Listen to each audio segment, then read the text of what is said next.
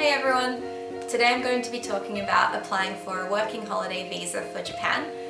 This is something that I've recently done, but when I was applying I couldn't really find specific enough information, so hopefully this can help some of you who might be in the same situation.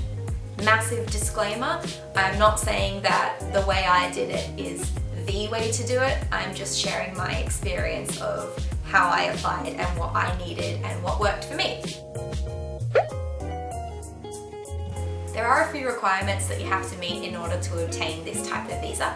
So firstly, it has to be the first time and only time that you are obtaining a working holiday visa for Japan. That means if you've already held one in the past, you can't apply again. You only get one turn. Secondly, you have to be between the ages of 18 and 30 inclusive. So if you're a little younger or a little older than that, unfortunately you can't get this type of visa. Thirdly, they place a really strong emphasis on the holiday part of working holiday visa. So it's important that you're experiencing the country and traveling to different places. Step 2, you will need a passport. I am lucky because I've got 2 passports, one for Australia and one British passport.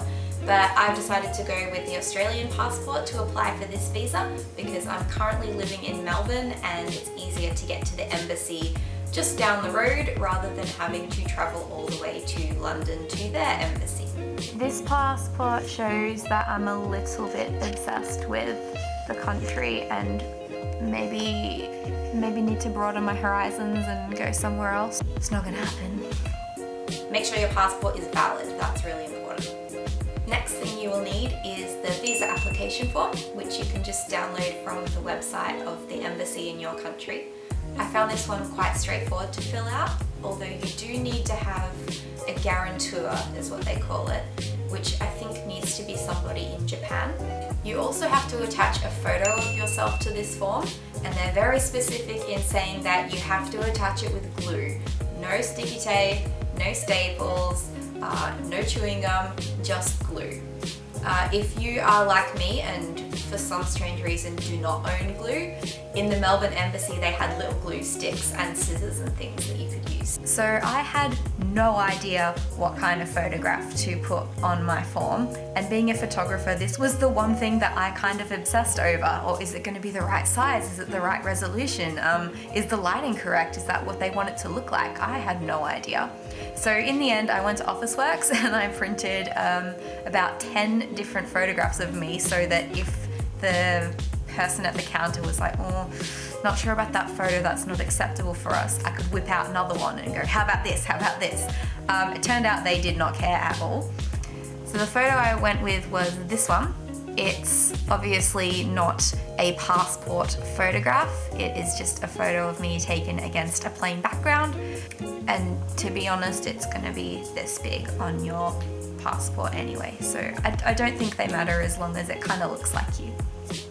They also ask you to attach your CV or resume, and don't get too freaked out by it. It doesn't have to be a new one. I used the same one that I would use if I were to apply for a new job, but I've also made sure to include my interests and hobbies on the side because that's something that they want to see as well.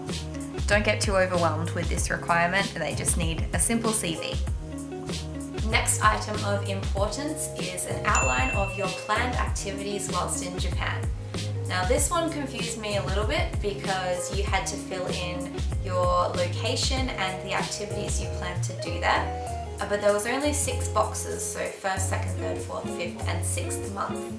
When I was applying, I was under the impression that the visa was a 1 year or 12-month working holiday visa, but actually it's only 6 months at first, but after that you are able to extend it whilst you're already in Japan. So for the 6 months I had to fill in what I planned to do in terms of both work and travel and where that was going to happen. So you don't have to be as specific as I thought you had to be. I thought I had to outline every single day what I was planning to do, and someone would be coming and checking, and if I didn't do exactly what I'd said I would do, that I might get deported. Not going to be the case. So fill it in loosely, you don't have to follow it, your plans are allowed to change, and that's completely fine as well. The letter. Oh god, the letter. This one had me freaked out. I had no idea how much to write, so I was asking people, how much did you write? Did you write them an essay? Did you write them just a paragraph? Was it in dot points? Who knows? Just write something. For me, I ended up writing about a page, but I could probably have gotten away with a little bit less, or maybe even a lot less. I have friends who literally wrote 3 sentences and were granted the visa. And what I put in my letter was things that I wanted to do and why I thought the working holiday visa would help me with them. So I put things such as wanting to improve my Japanese language skill. I want to climb Mount Fuji because I love hiking, and I put that in there as well. I'd really love to work in Nagano or up in Sapporo over the winter because I really love snow. We do not get snow in the city in Melbourne. I've also volunteered in Tokyo before and I really enjoyed doing that. So I put that in the letter too, saying that I'd really like to do a bit more volunteer work. It doesn't matter as long as you have some kind of interest in Japan and have some things that you want to do or places that you want to go. Proof of funds. This one is to just demonstrate that you actually have enough money to support yourself while you're in Japan, at least at first, and especially if you haven't got some work lined up. I am a serial saver, so I didn't have to worry about this one too much. So for an individual traveller, you need to have at least 2,500 Australian dollars in your account. That's at the time of making this video. It might be different if you're watching this in 5 years' time. Your contract or offer. So this is not something that I submitted with my application because I didn't have a work contract lined up already at the time of submitting. But if you do have something ready to go, so say you're teaching English and you've been accepted into a school, or maybe you're going to work a season up in Hakuba, work in the lifts or selling snowboards to people, then of course you can put that letter of offer in with your application.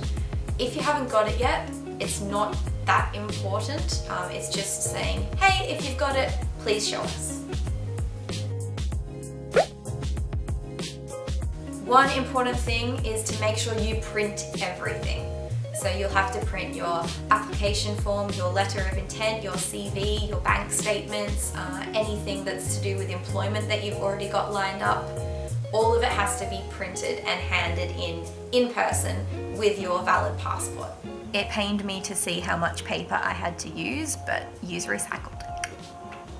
Okay, I'm just about to go and pick up my passport and maybe even my visa as well.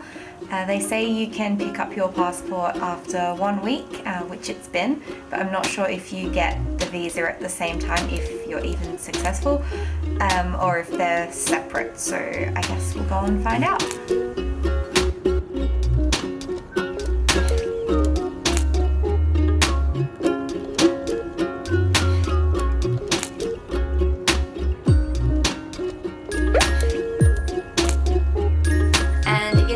Passport was a working holiday visa for Japan. When I was walking home from the embassy with my passport, with my visa in my backpack, I was kind of walking along like this.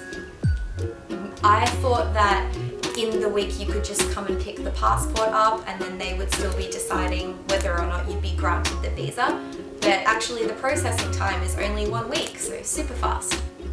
So I hope this has cleared up some questions you might have if you're in a similar situation. But don't forget that all the information should be on your embassy website from your home city or home country. But maybe if you needed a more specific example of things, I hope this was in some way helpful.